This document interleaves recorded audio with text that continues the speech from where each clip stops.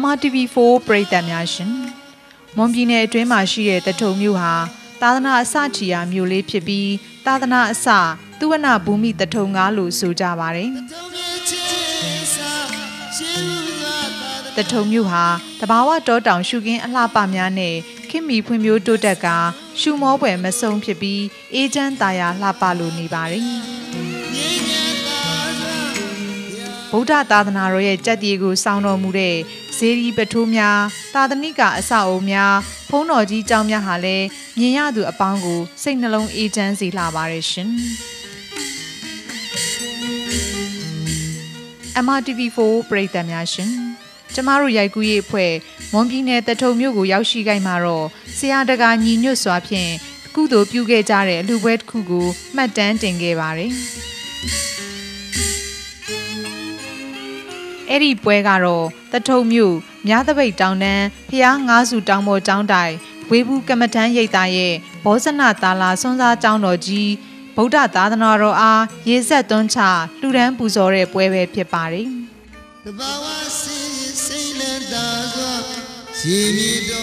အဲ့ဒီပွဲကိုတော့မြန်မာတက္ကရာ1382ခုနှစ်ပြာသိုလာဇန်12ရက်2011ခုနှစ်ဇန်နဝါရီလ16ရက်နေ့မှာဖျားငါးစုတောင်ပေါ်ကျောင်းတိုင်မှာကျင်းပပြုလုပ်ခဲ့ပါတယ်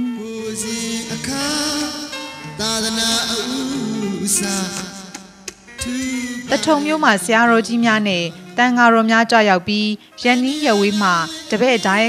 ကာမများလည်းလာရောက်ဖူးမြော်ကုသိုလ်ပွားများခဲ့ကြပါတယ်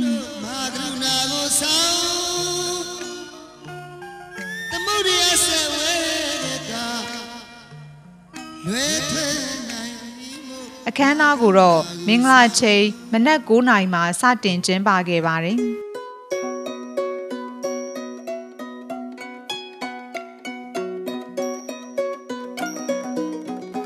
ကြောက်ရောက်တော်မူလာကြကုန်သောဆရာတော်ကြီးများနဲ့တန်ဃာတော်ရှင်မြတ်များတပည့်ဒါယကာမအပေါင်းတို့မှနမောတတ္တဗုဒ္ဓဝန္ဒနာဂါရတော်ဖြင့်3 ကြိမ်ဖျားရှိခိုးကြော်ပြီးအခမ်းအနားကိုစတင်ဖွင့်လှစ်ခဲ့ပါတယ်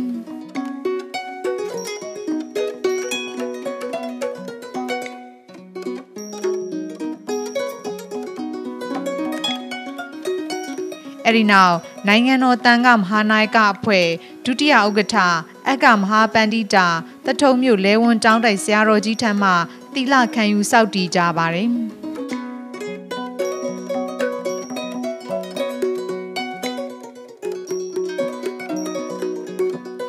ကြားရောက်တော်မူလာကြကုန်သောဆရာတော်ကြီးများနဲ့တန်ဃာတော်အရှင်မြတ်အပေါင်းတို့မှမေတ္တာတုတ်တန်ပရိတ်တရားတော်မြတ်ကိုရွတ်ပွားကြပြီးမေတ္တာဘာဝနာပွားများတော်မူကြပါတယ်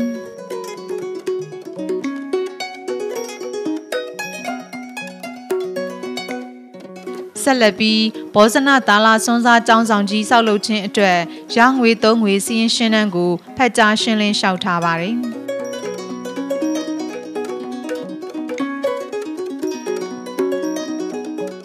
ဆက်လက်ပြီးနိုင်ငံတော်တန်ခါမဟာနာယကအဖွဲ့ဒုတိယဥက္ကဋ္ဌလဲဝန်ကျောင်းတိုင်ဆရာတော်ကြီးအက္ခမဟာပန္တိတာဗဒ္ဒနာသီရိန္ဒမှအနုမောဒနာဒီရေဆက်ချတရားချီးမြှင့်တော်မူခဲ့ပါတယ်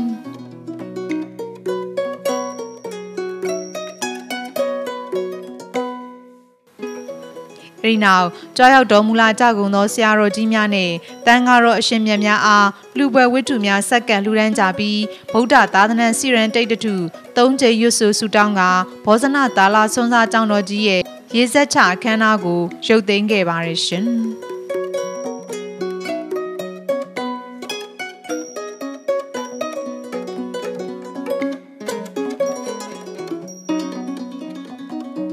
ငါးစုတောင်ကမ္မထမ်းရိပ်သာဆရာတော်ဗဒ္ဒနာစန္ဒီမာကဘောဇနသာလာဆွမ်းစားကျောင်းတော်ကြီးဖြစ်ပေါ်လာပုံနဲ့ပတ်သက်ပြီးအခုလိုမိန့်ကြားတော်မူခဲ့ပါရရှင်ဒီဘောဇနသာလာဆွမ်းစားကျောင်းကြီးဘာဖြစ်လို့ဒီလိုကြဲကြဲဝန်းကြီးဆောက်လုပ်ရတယ်လဲလို့ဆိုတော့တို့ရှေ့ကတို့တကူးလတရားစခန်းပွဲတွေ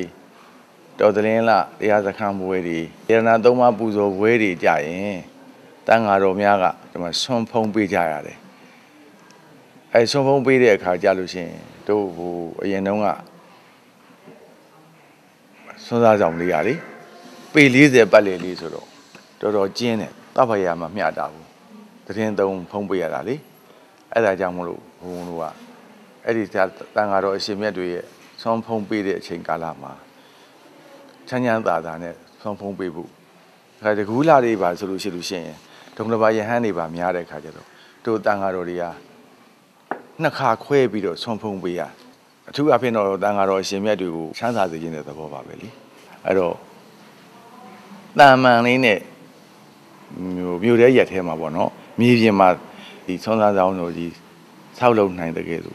ဘုံတို့လည်းပဲအခက်အခဲမျိုးစုံပင်ပန်းတွေမျိုးစုံခွန်ပြီးတော့မှဒီဆွမ်းစားဆောင်တို့ကြီးအခုလိုပြည်စည်းအောင်မင်းကိုရောက်ရတာပေါ့နော်အဲ့တော့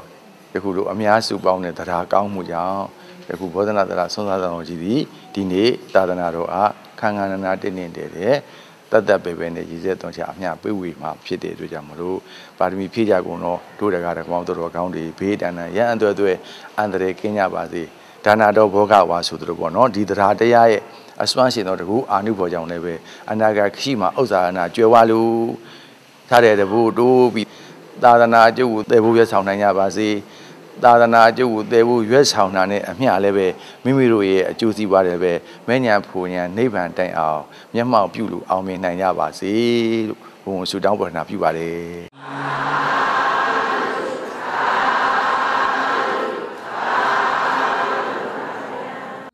တဘာဝစိတ်လက်သာသောရေမြေတော်တောင်ရှုမြော်ကြီးလွယ်စွပွေအောင်တသမီ MRTV4 ပရိသတ်များရှင်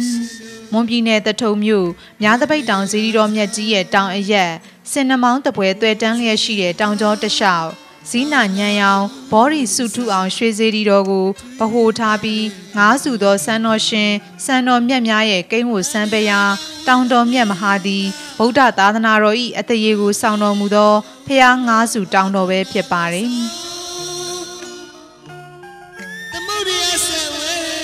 ယခုလက်ရှိသတင်းသုံးတော်မူတဲ့ငါးစုတောင်ကမ္မထမ်းရိပ်သာဆရာတော်ဗတ္တန္တစန္ဒီမာသည်သာသနာတက္ကရေ2525ခုနှစ်မြန်မာတက္ကရေ1343ခုနှစ်မှာထိုစဉ်ကမြားသရိတ်တောင်တန်းမှာသာသနာပြုနေတဲ့ဥပဇေဆရာတော်ကြီးဗတ္တန္တမာဂရဲ့သာသနာပြုရန်တာဝန်ပေးစေခိုင်းချက်အရာဖျားငါးစုတောင်တော်မြတ်သို့ကြားရောက်သတင်းသုံးတော်မူပြီးတထုံမြို့ပေါ်ရှိတန်ခါအုပ်ဆောင်ဖြစ်သောဆရာတော်ကြီးများရဲ့ဩဝါဒကိုခံယူကာတရဆွမ်းပကာဒနအားနှင့်ပြည့်စုံကြသောဒါယကာမများရဲ့ရိုင်းပင်ကူညီမှုကိုအခြေပြုလျက်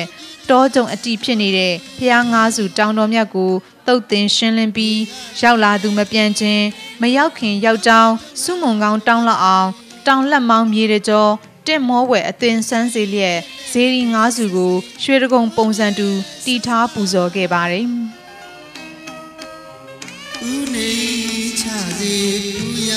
ဒါအပြင်ဝိပုတစောင်းတော်များတိန်တော်ကျောင်းတော်များတန်ဃာသတင်းသုံးဆောင်များစွန်းစားကျောင်းတော်ကြီးများကိုလည်းတီဆောက်ခဲ့ပြီးမြားတပိတ်တောင်းတော်တဝန်းကိုသာသနာအသေးလွှမ်းအောင်အမခန်းတင့်တယ်စွာတီဆောက်လူဒန်းတော်မူခဲ့ပါတယ်။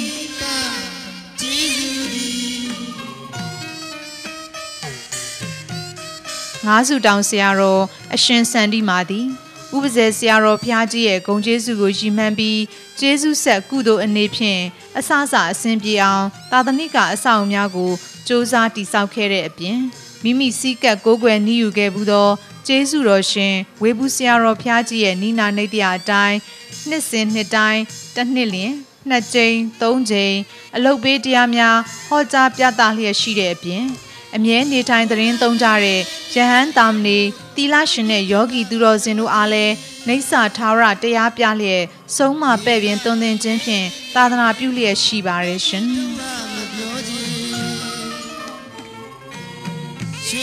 ယခုလဲဆရာတော်အရှင်စန္ဒီမာရဲ့စ조사အားထုတ်မှုတပည့်ဒါယကာမများရဲ့သရဆွမ်းမကဒနအားဖြင့်ဘောဇနသာလာစွန်းစားကျောင်းတော်ကြီးကိုအောင်မြင်စွာဖြင့်ဗုဒ္ဓသာသနာတော်အားရေဆက်သွန်းချလှူဒန်းပူဇော်ပွဲကိုကျင်းပပြုလုပ်နိုင်ခဲ့တာမို့ MRTV4 ပရိသတ်များသာဓုအနုမောဒနာခေါ်ဆိုနိုင်ကြပြီး ဖျားငါးစုတောင်ပေါ်ကျောင်းတိုင်ကမ္မထမ်းရိပ်သာကြီးဟာတထုံမြို့ရဲ့ကြက်တီးကိုစောင်းတော်မူလျက်တောင်ထိပ်ဝဲကြားပွင့်တယ်လို့ဝင်းဝင်းကြွားကြွားမြင့်မြင့်မားမားဖြင့်ထင်ရှားစွာတည်ရှိနေပါကြောင်းကိုအခုလိုပဲမှတ်တမ်းတင်ရိုက်ကူးတင်ဆက်ပေးလိုက်ရပါတယ်ရှင်။